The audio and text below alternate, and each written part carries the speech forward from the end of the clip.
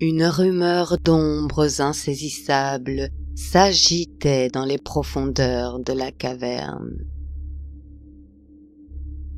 De légères notes sarcastiques troublaient la rigidité des ténèbres.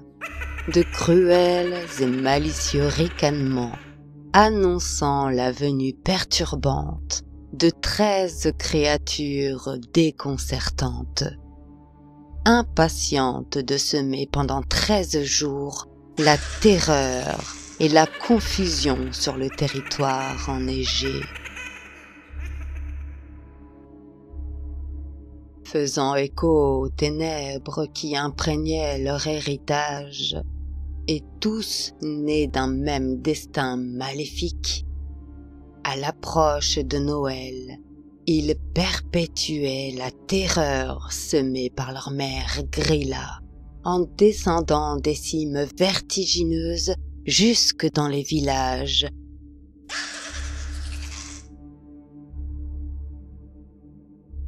Sous la pâle lune du 12 décembre, ces trolls infestaient un à un les foyers pour les piller. Après leur passage, ils déposaient de modestes cadeaux dans les chaussures des enfants sages pour les faire patienter jusqu'à Noël, tandis que ceux qui avaient cédé à l'indiscipline recevaient en guise d'avertissement de simples morceaux de charbon.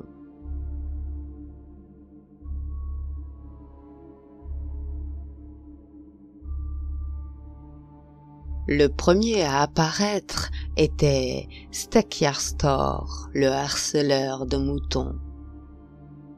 Le troll le plus redouté des fermiers traquait les moutons qui se trouvaient sur son passage.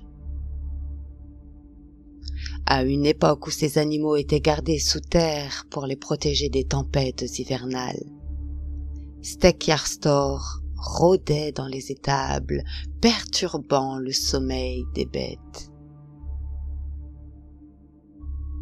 Les murs épais des fermes ne suffisaient pas à atténuer la nervosité des habitants qui veillaient attentivement sur leurs bêtes déjà agitées par le tumulte des tempêtes.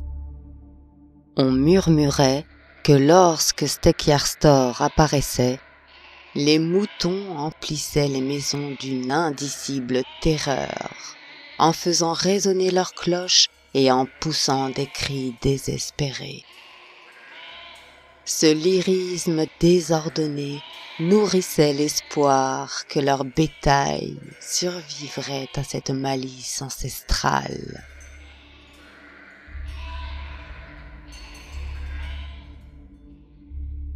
Ses longues jambes raides et son corps tordu ne l'empêchaient pourtant pas de se faufiler dans les recoins sombres où il se glissait silencieusement pour voler le lait des brebis, dérobant les trésors de la ferme sans laisser d'autres traces que les animaux épuisés et un froid palpable.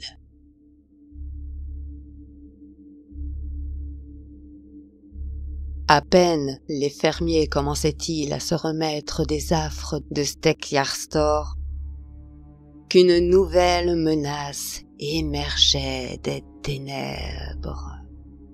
L'ombre massive et bancale de Gilljagor, surnommé le grand dadais des ravines, se projetait dans les vallées. Dans le silence de la nuit du 13 décembre, le fléau des agriculteurs de toute l'Islande se glissait jusqu'aux étables avec une agilité surprenante pour sa taille, se délectant sans retenue du trésor convoité. Seuls les fermiers les plus aisés possédaient des vaches, mais même les plus démunis, souvent employés dans ces riches fermes, subissaient les ruses du troll. Alors qu'ils retrouvaient leurs vaches troublées et nerveuses au petit matin, ils devaient faire face à une nouvelle perte. Le lait était l'ingrédient indispensable utilisé durant les fêtes pour la confection de sauces onctueuses et du yaourt traditionnel, le skyr. Complice des ténèbres, le vent semblait porter les exactions du troll tapi dans les ravins, savourant avec un plaisir venimeux la désolation qu'il semait parmi les hommes. Alors que les échos des palourdes de Giliagore s'estompent comme un murmure évanescent dans les vallées, la montagne libère une petite ombre furtive, aussi insaisissable que le souffle du crépuscule. Le 14 décembre, le 3e troll de Noël, Stufur, dit le trapu, descend des hauteurs pour s'immiscer dans les cuisines islandaises jusqu'au 27 décembre.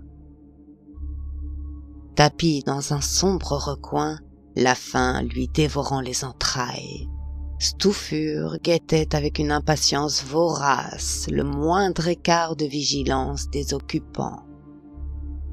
Au moment opportun, il s'emparait sans scrupule des ustensiles délaissés pour lécher les restes de nourriture incrustés sur les poêles et les cocottes, transformant ces maigres trésors en festins clandestins.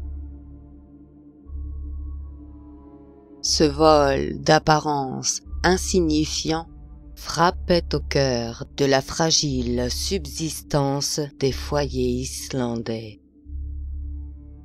Dans cette terre isolée, où la roche et la glace dominaient, l'absence de réserves de fer et d'industrie minière rendait les poêles et les cocottes aussi précieuses que l'or. Importés à prix d'efforts colossaux, ces ustensiles étaient bien plus que de simples outils. Ils incarnaient la survie dans un monde impitoyable. Dans les maisons les plus démunies, où les murs sentaient le froid et où chaque repas était arraché à une nature hostile, ces rares objets de métal représentaient les ultimes reliques d'une dignité souvent brisée. Leur perte n'était pas seulement matérielle, elle était un coup cruel porté à des vies déjà consommées par la lutte incessante contre le dénuement.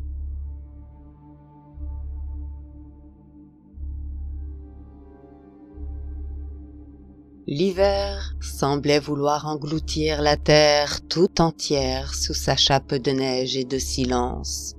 La bise mordante sculptait les paysages en formes irrégulières et dans le froid du 15 décembre, une nouvelle ombre se faufilait, glissant entre les ombres et les reflets pâles des flammes vacillantes.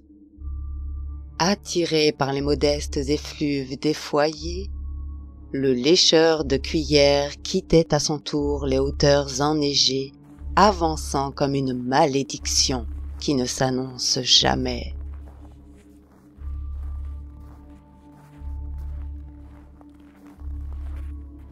Grand et maigre comme une branche tordue, le 4e troll de Noël s'introduisait furtivement dans les maisons jusqu'au 28 décembre, aussi imperceptible qu'une pensée éphémère. Inébranlablement figé dans l'ombre des cuisines, il observait, trépignait d'impatience que l'oubli ou la négligence offrent à ses mains fébriles la moindre opportunité de dérober les restes oubliés. Les longues cuillères de bois devenaient son obsession, des reliques de richesse et de goût dans un monde austère où la chaleur se faisait rare et où la nourriture était un luxe.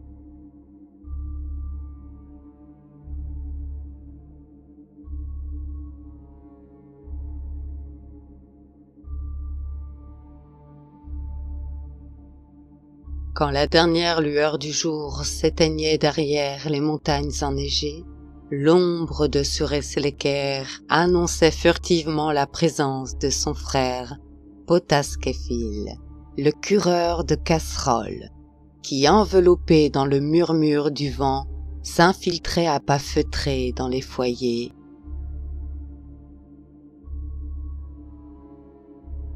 Semblant épouser les tourments d'un hiver interminable, où chaque ressource était précieuse et chaque souffle de chaleur une bénédiction, son appétit dévorant le conduisait jusqu'au reste délaissé dans l'ombre des chaudrons.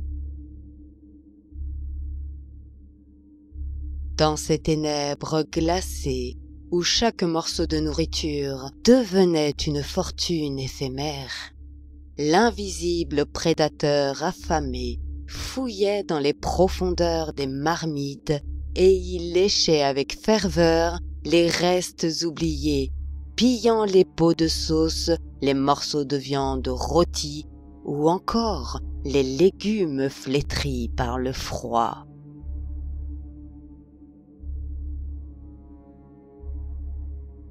Porteuse d'un implacable avertissement lourd de sens, sa silencieuse présence planait dans les foyers du 15 au 28 décembre, rappelant aux habitants et aux enfants l'importance et le respect de la nourriture, les incitant à finir leurs assiettes sous peine d'attirer Potaslekir.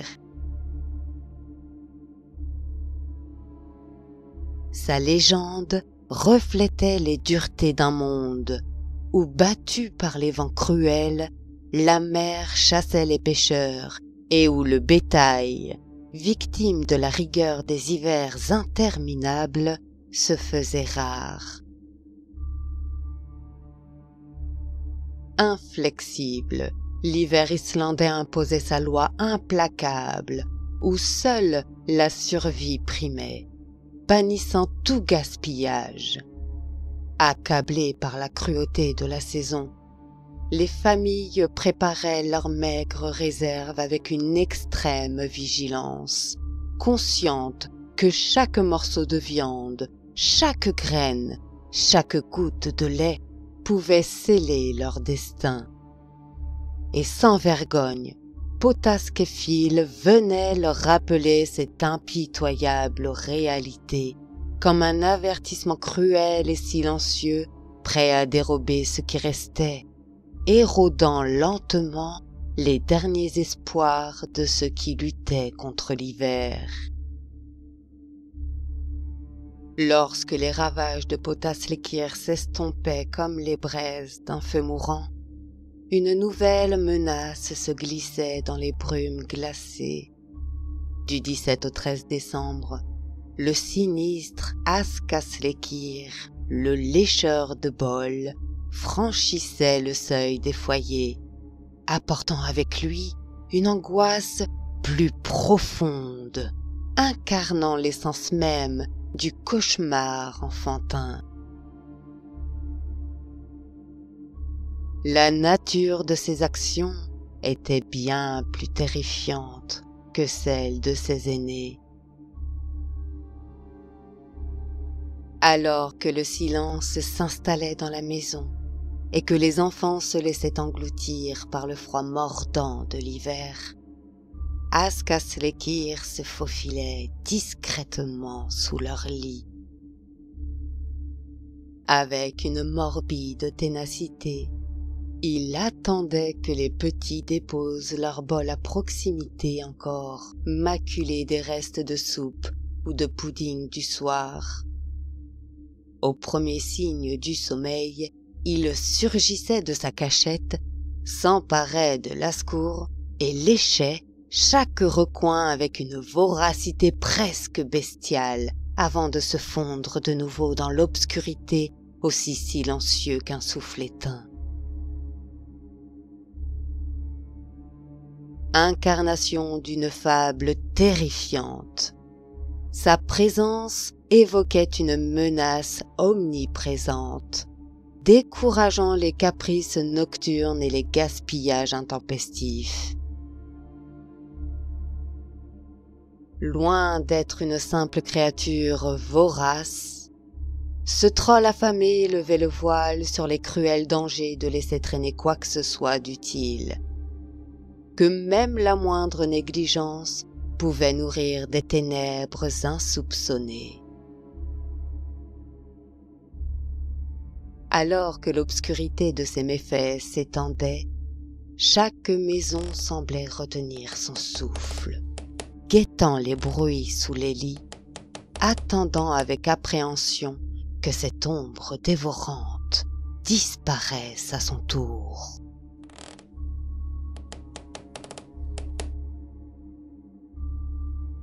Quand Ascaleskir, le lécheur de bols, abandonna enfin les recoins sombres des lits d'enfants, son ombre inquiétante laissait place à un autre trouble fait, plus bruyant, plus malicieux, mais tout aussi dérangeant. Erzaskettlir, le claqueur de porte, s'emparait des nuits islandaises avec un plaisir sadique. Du 18 au 31 décembre, il parcourait le pays, semant l'agitation derrière lui. Contrairement à ses frères, il n'était pas guidé par la faim, mais par une soif insatiable de chaos. Les portes, symboles de sécurité et de répit, devenaient sous ses mains malveillantes des instruments de peur et de trouble. Il les claquait violemment, brisant le silence fragile de la nuit, réveillant les dormeurs et nourrissant leurs angoisses les plus enfouies. Synchronisés avec les hurlements du vent glacé soufflant à travers les montagnes islandaises, ces claquements résonnaient dans les maisons en tourbe, dont les parois fragiles amplifiaient chaque bruit.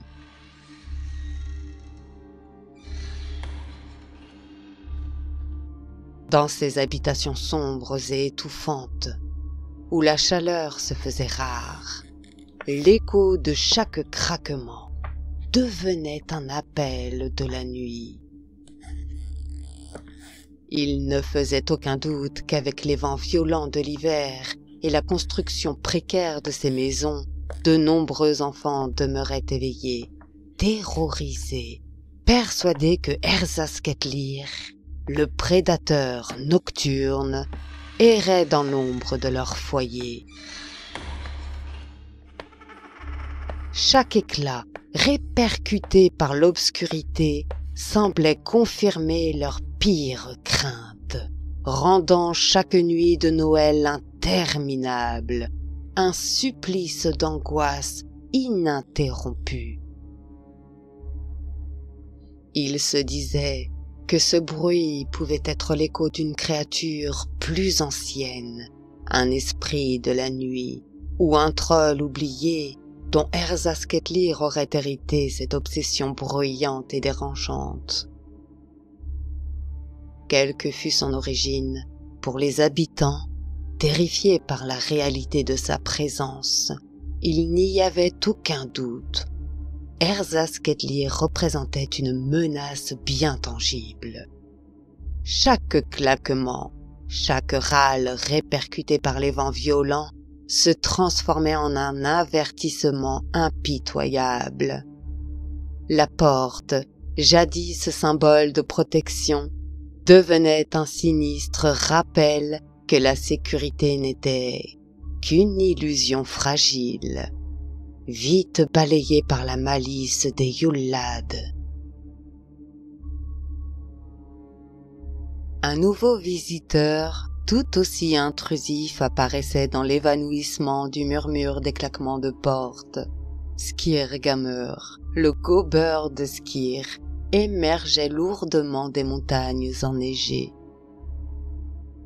Du 19 au 30 décembre, attiré par l'odeur crémeuse et délicate de cette spécialité, il parcourait infatigablement les villages en quête du trésor culinaire islandais. Il attendait la moindre brèche Alors que les familles se réunissaient pour savourer ce mets aux saveurs changeantes. Skirgamer rôdait dans l'ombre de la nuit qui semblait se tendre à chacun de ses mouvements. Un frémissement à peine perceptible, comme un couvercle glissant doucement sur un pot, venait briser la quiétude de la maison à peine endormie. Les signes furtifs des activités gourmandes de Skirgamur étaient moins évidents que ceux de ses frères, car contrairement à eux, il ne s'attaquait pas directement à la survie des familles. Toutefois, dans un hiver où chaque ingrédient comptait, perdre du skir, symbole de réconfort et d'abondance, c'était voir s'éroder un fragment de joie, comme une promesse brisée qui se volatilisait dans la pénombre. Cette simple pensée suffisait à attiser les cauchemars des habitants qui cachaient désespérément leurs réserves avec la plus grande vigilance, comme si la moindre négligence risquait de les priver de cette maigre douceur.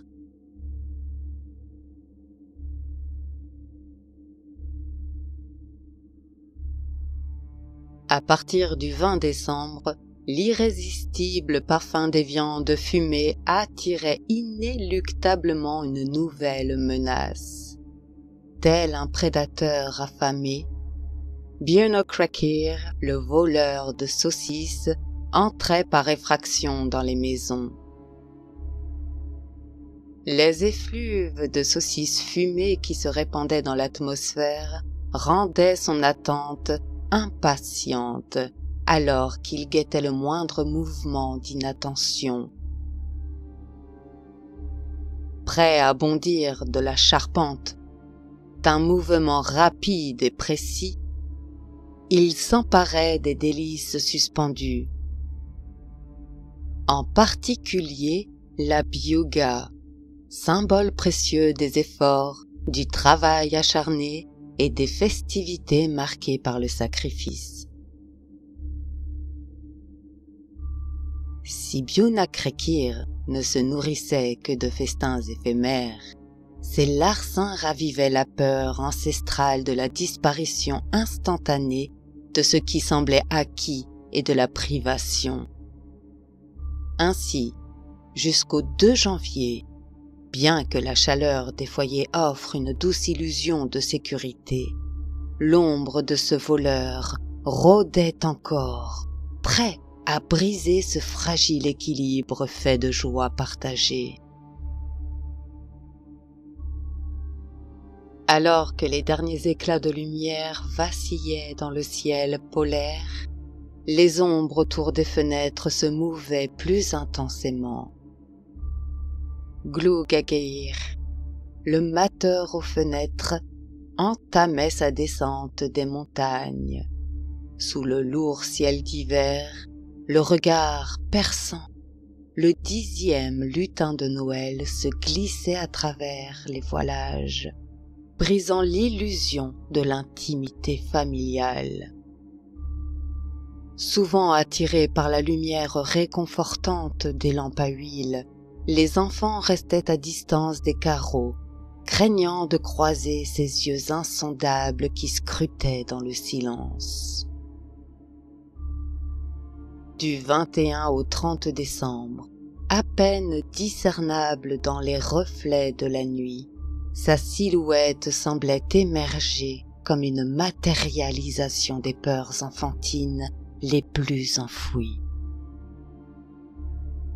Chaque regard soupçonné, chaque ombre entrevue dans la pénombre, portait l'écho d'une menace plus vaste, celle de Grilla, omniprésente dans le territoire glacé qu'elle surveillait.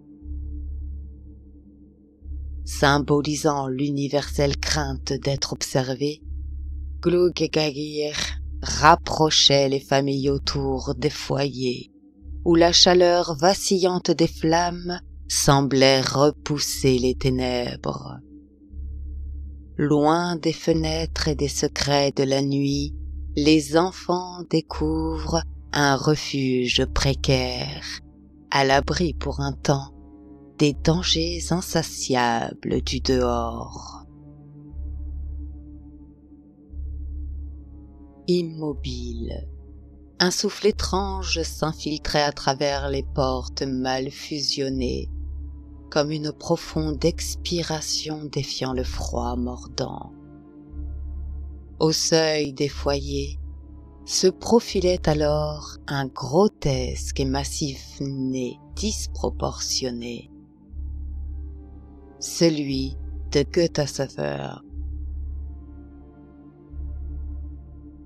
Le renifleur de porte, avec une lenteur presque cérémoniale, ses narines dilatées fouillaient l'air d'un flair insatiable, traquant l'arôme subtil et irrésistible du Leo Vaprès fraîchement préparé.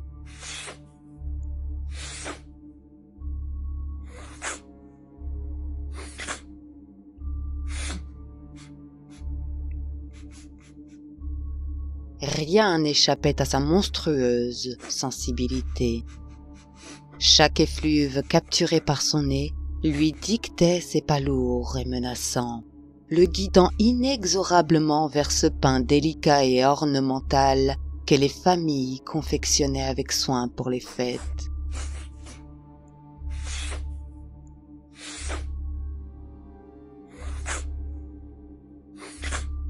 Du 22 au 31 décembre, Götasöver rôdait, irrésistiblement envoûté par ce pain traditionnel de Noël orné de motifs finement ciselés, véritable chef-d'œuvre d'un savoir-faire transmis de génération en génération.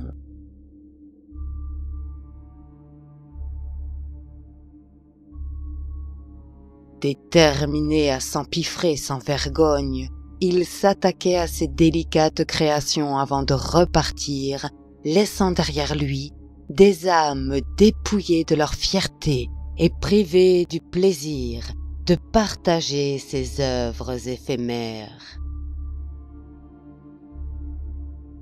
Dans son sillage se dessinaient les empreintes d'un frère bien plus impitoyable, qui pistait les effluves d'un festin réconfortant certain. Contrairement à son frère Björnakrekir qui se contentait de saucisses fumées suspendues, rien n'échappait à Kettkråkør. Le voleur de viande semait le désarroi du 23 décembre au 5 janvier, rôdant telle une ombre à la bouche béante, prête à engloutir chaque morceau de viande, qu'il soit salé, fumé ou fraîchement préparé. Hantées par la menace pesante, les familles redoublaient de vigilance durant cette période, mais infatigable et rusé, Kettkråkør faisait de chaque nuit un duel silencieux, où les réserves soigneusement conservées devenaient des trophées précaires, rappelant que même les biens les plus précieux étaient vulnérables face à l'insatiable convoitise des montagnes.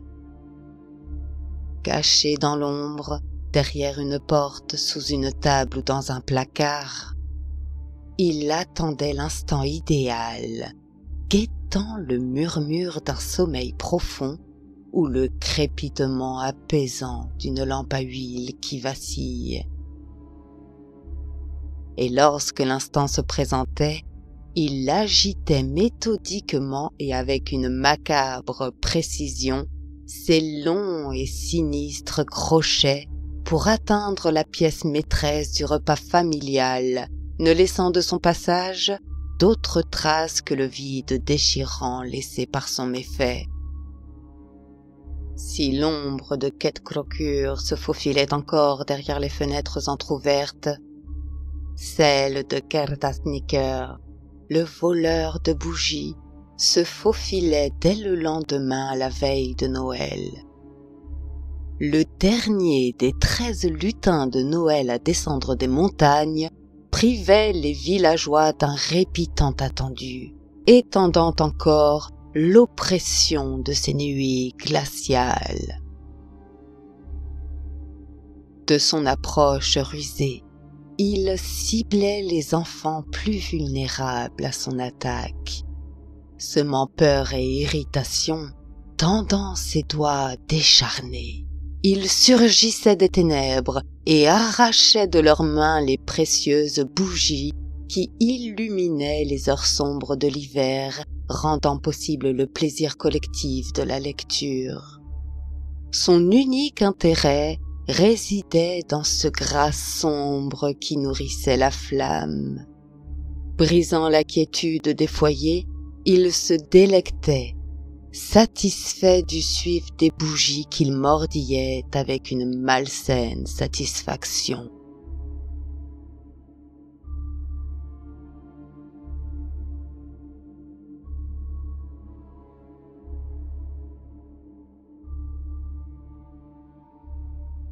En ce 6 janvier, alors que l'ombre de Carnasnikir s'évanouissait avec les dernières heures de la nuit, une lueur d'espoir nuisait de cette ultime nuisance.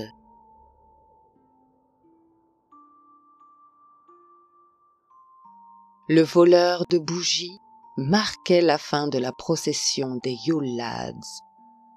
Les montagnes rappelaient à elles leurs effroyables enfants, engloutissant leur présence dans le givre et l'obscurité. Avec leur retraite, la paix retrouvait doucement les foyers, comme un baume posé sur des plaies encore vives. Le cycle de terreur s'achevait dans un silence presque irréel, laissant aux villageois le temps de réapprendre à respirer, tout en portant la sourde conscience que ce répit n'était qu'une illusion temporaire, une fragile accalmie avant le retour des ombres de l'hiver prochain. De toutes leurs absurdités et de leur malice, les 13 Yule Lads forment un héritage fascinant du folklore islandais, oscillant entre la malveillance et la bienveillance. Par leur larcin, ces trolls évoquent un monde ancien où l'hiver imposait une vigilance constante, une ingéniosité quotidienne et une solidarité vitale. Profondément enracinés dans les traditions islandaises, leur légende a traversé les âges, se transformant sans jamais perdre son essence. Jadis terrifiants et impitoyables, ces esprits malicieux se sont adoucis au fil du temps, devenant des figures festives, porteuses de cadeaux pour les enfants sages. Leur essence demeurant intacte rappelle que même dans l'obscurité glaciale hivernale, les légendes continuent de transmettre d'année en année un fragment vivant de l'histoire islandaise, vibrant de malice, de mystère et d'un soupçon de magie. Mais à mesure que les derniers Yule Lads regagnaient les montagnes, s'effaçait également la terrible menace de Jólakötturinn,